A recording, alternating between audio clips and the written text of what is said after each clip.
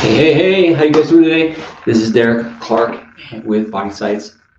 Today I'm really excited, so excited that I brought a nice warm background for those people that are freezing across the country.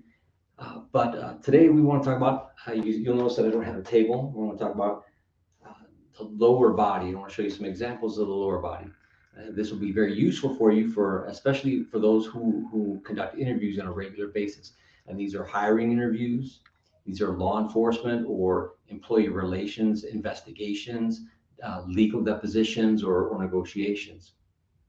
So I want to show you some of the things that you may not be seeing underneath the table, and cover some of the interesting things that are going on underneath and with the lower body. Shakira made an outrageous claim not too long ago that the hips don't lie. So today, as we talk about these lower extremities, I want to make sure that we either prove or disprove that claim. And so we're going to see how that works out. If you have any questions, go ahead and put them in the chat section, or if you're watching the replay, then go ahead and hit them in the comment section, and then I'll get to them later. Also, like and subscribe. And so here we go. Before we do, there's a lot of ways that people can communicate with their hips, and a lot of messages that can be portrayed. So before we get into what all those things mean, I want to show you a couple of examples from some people that are waiting in the other room. All right, so right here we have, hopefully this camera doesn't disconnect when I do this, but if it does, just bear with me. Either way, this is Raquel. She's going to show us how she communicates with her hips. So Raquel, what do you got?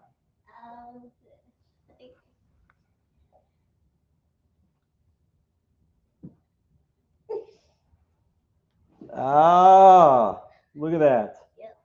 So I think I remember there was a time when my back bent like that. I was body surfing in Mexico, and I landed right into a sandbar with my face.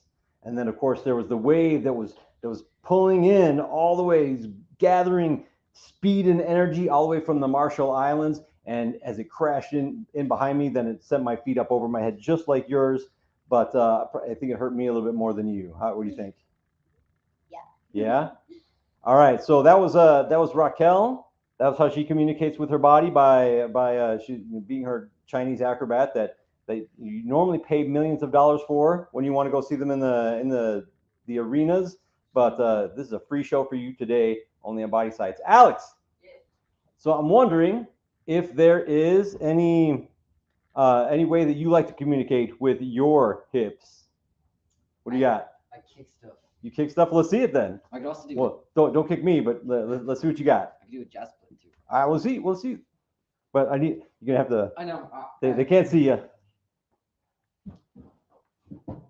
Alex, wow, that was like a kick that almost hit our ceiling. So it won't take long before we're gonna have to raise the roof.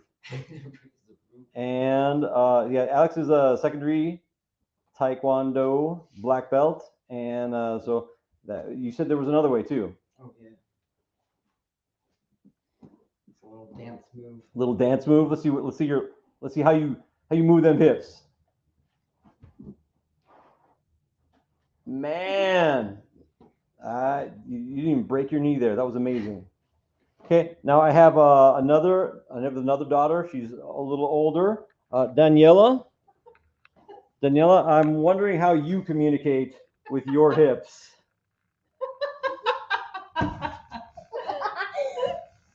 Huh? She's not. She's saying a lot, but without saying anything at all. Thank you guys for that. Now, of course, you also saw my wife right next to Daniela, and so what I'm gonna she was busy earlier. She's Latina, and this is how she communicates with her hips, which happens on a regular basis.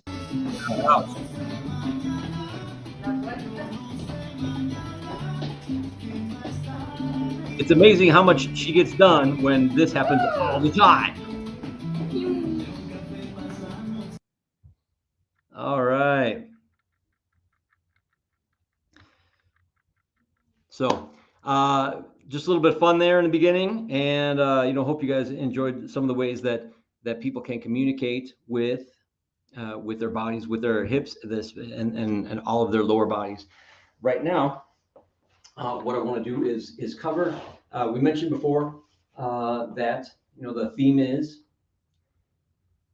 it true that the hips don't lie? And so I'm not going to make you wait until the very end. I'm gonna throw the spoiler out there right now. The lower body is actually the most honest portion of the body, and actually all of the body is in a position where it doesn't really lie. It's when the lie comes from the what's being told to you. The body is actually what tells you the truth, especially when it is separate from what the body is saying. So when the body and with the words, when they don't come together, then it's going to be the body that's more honest. So as I mentioned before, we don't have a table because I want to make sure that we show you some things. So first thing that I want to do is cover some uncomfortable signals that you might see in the lower body while seated. And we want to do that because as you conduct your investigations, your interviews, you will want to ask some difficult questions. And when you ask those difficult questions, then they should elicit some sort of response. When a person feels stressed, then that stress has to go somewhere. That has to come out of their body somehow. It has to, it manifests in some way. And in the lower body, it may manifest in one of a few different ways, one of several different ways. A few of them we're just going to cover today. So in a seated position, as you're asking your questions, sometimes with your confident interviewee, then you may see like the feet flat on the ground, legs slightly apart or together, and they're one of the more comfortable and confident positions. Now, as we get into some of these uncomfortable cues that you might see, understand that sometimes people will do these things because it just helps them to feel more comfortable. And so you'll need to understand the context. You'll need to understand the question. You'll need to understand how someone is sitting before you even ask the question. And what you're looking for is changes. You're looking for some sort of reaction, which will come within about 3 seconds of the stimulus, whether that stimulus is a very difficult question, or they're not sure about an answer, or they're excited about something. And because you see these, it doesn't necessarily mean a lie. What it means is that they're feeling a lot of energy, and that energy is escaping in the body somehow. And if you understand the context, then it's easier to determine why you saw what you saw. Or if you're not quite sure, then to dig deeper, ask more questions. So from this comfort position here that we see, this feet flat on the ground, sometimes you may ask a difficult question. You may say something like I noticed that you only worked 2 months at your most recent employment, and they may change their posture and do something like this, where they wrap their feet around the edge or the legs of the chair that they're sitting at. It may be on the outside, or it may be on they wrap them around the inside of the chair as well. That is there's some tense, there's some stress, there's tension in their body, and they want to be able to cling to something because it's making them feel uncomfortable. That question or that conversation. Okay, so as you see those things, as you see that, then you may want to dig a little bit deeper. Another thing that you may see is where the legs kind of retreat a little bit. They go under the chair. When you see like that retreat, it's an escape. It's like a symbol of escape. Sometimes when you're looking at body language, then you're looking for things where a movement is a movement that escapes, a movement that hides, or a movement that is defensive in some way.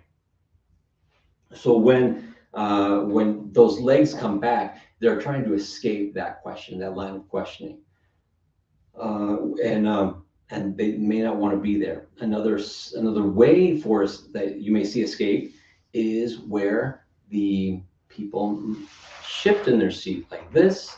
At the mention, maybe you'll mention the you're mentioning it. Talk to me about you've been accused of sexual harassment. Talk to me about the situation. And once you mention the word sexual harassment, then they go from their comfortable position to they shift a little bit and they move their feet so that they're pointing towards the door. Almost, it's called the runner stance. So it's almost like if you're like a person is in the starter blocks and they've got their feet ready to run, to escape. Usually they'll be pointed towards the door. Your feet will often point to the place where you intend to go, where you want to go, where you need to be. So as this runner stance happens, that's another way for them to indicate that they're trying to escape. They got to get out. I got to get out of here. Somebody get me out of here. But they know they can't, so they're stuck to the seat with their feet pointed towards the door. Now,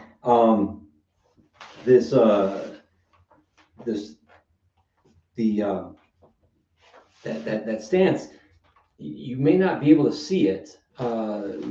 Putting the legs behind the chair here, the runner stance, those are things that you may not be able to see when you have this big table. So some of the things that you can look for are when you see that shifting, that they'll move a little bit away, or you'll see just certain types of movements like that. If you can at all position yourself during the interview so that the table is more on the side, then you're going to be more likely to see all of these indicators that are happening from the waist down. So some other things that you may notice when a person may have their legs crossed. Legs crossing is it's kind of a tricky one. People will think, well, they're automatically being defensive. They have a barrier here, which may be true. It also may be true that if you have ever sat for a long period of time, crossing your legs is just a way to be comfortable. So understand your context, understand why someone is crossing their legs, understand other body language. This is where upper body language can help you understand what's happening, what's going on here with this. Is it a barrier or are they just comfortable? However, sometimes you may see as the leg is crossed where, let's say you're doing an investigation and you notice, and you know that a knife was the murder weapon, or a wrench or lead pipe. So in the as you go through some of the possible murder weapons, you may show certain things, like your knife. You may show it, there's no reaction. You have a lead pipe, there's no reaction. Then you show a wrench, and as you show the wrench or you mention the word wrench, you see a little bit of jerk in the foot, just maybe a slight movement. It's something that's different. It's something that changes. So someone goes from in this case, we'll say it's a relaxed body posture, and then they go from this relaxed body posture to like a little bit of jerk or movement in the foot. Then at the mention of the wrench, then what you can you can be more sure that someone doesn't feel comfortable with the fact that you're talking about a wrench right there. So you may want to ask a little bit more or come back to the wrench a little bit later in the conversation. Okay. So sometimes you may see some comfortable body language where, or sometimes where it may be more confusing. Other comfortable body language, like, so you have a bounce here. Is this nervous or is this excitement? It's hard to tell. Again, we're looking at context, but where someone is excited, they want to do some what Joe Navarro calls body or gravity defying behaviors. So you want to come up a little bit. You, as you're standing, you may also want, if you're excited about something, you may come up on the toes to express a point. You may want to come up on the toes because you're excited to see someone. So in those cases, then it is important to understand that the context says that they're excited. However, a leg bounce may mean I'm stressed about something as well. And so when you see this type of behavior, again, find out a little bit more.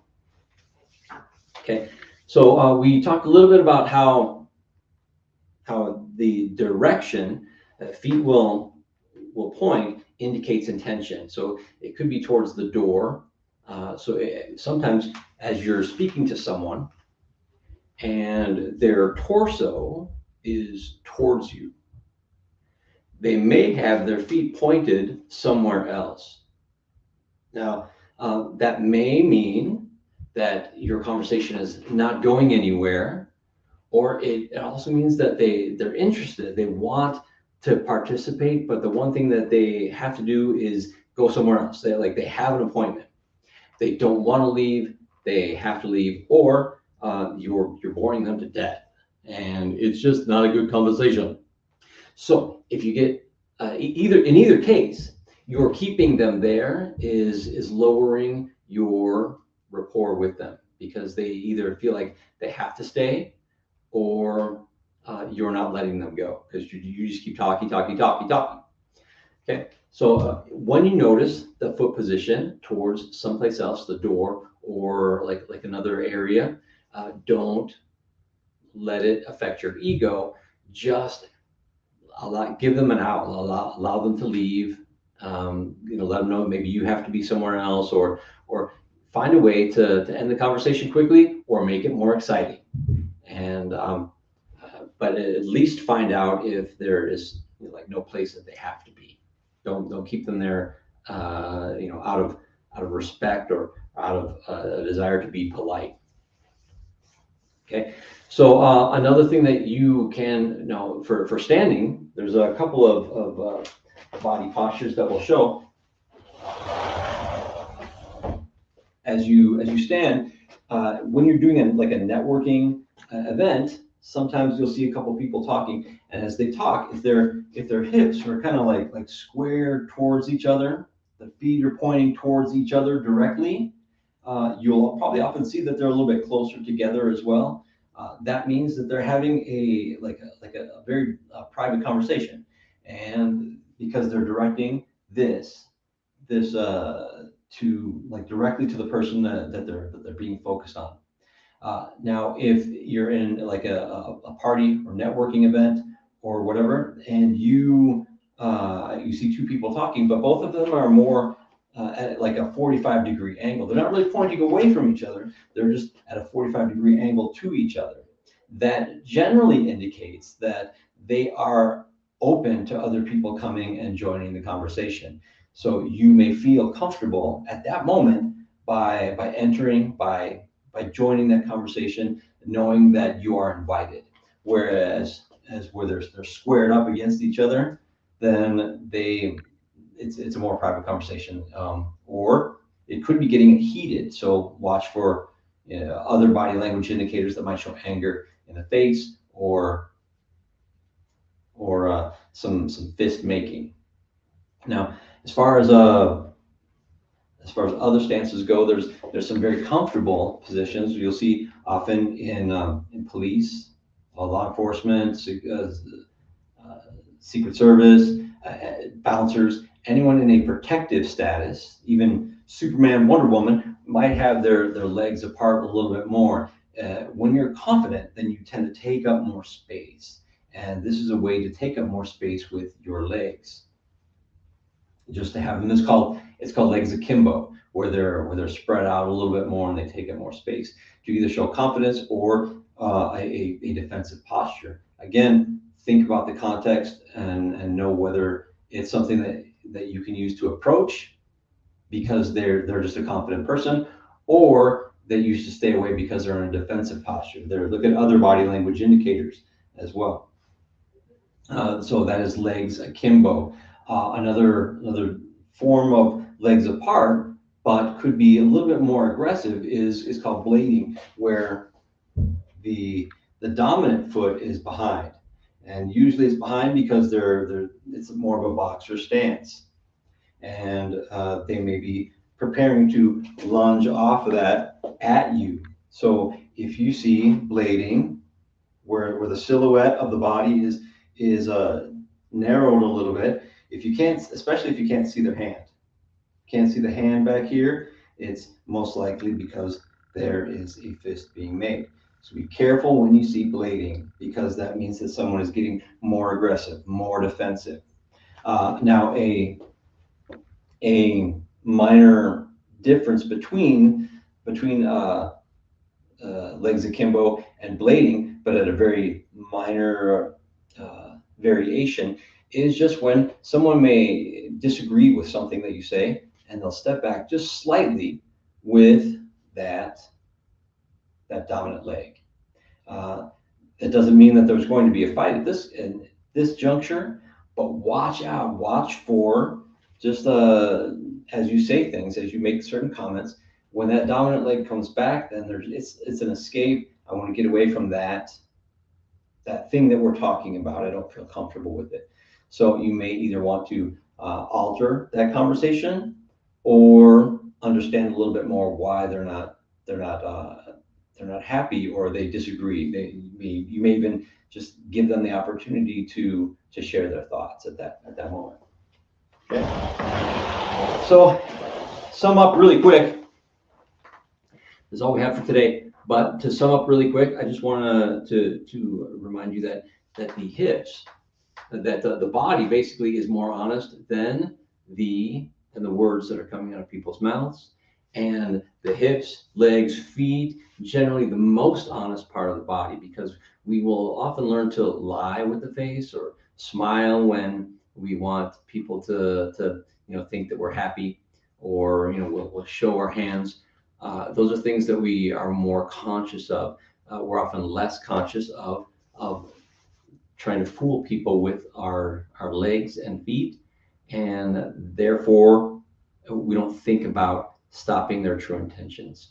So go ahead and so it was good having you guys here. Next week we will talk again every Wednesday at 9 Eastern, 6 Pacific, and so go ahead and join us. Thank you so much for being here, and we'll see you next time. Thanks.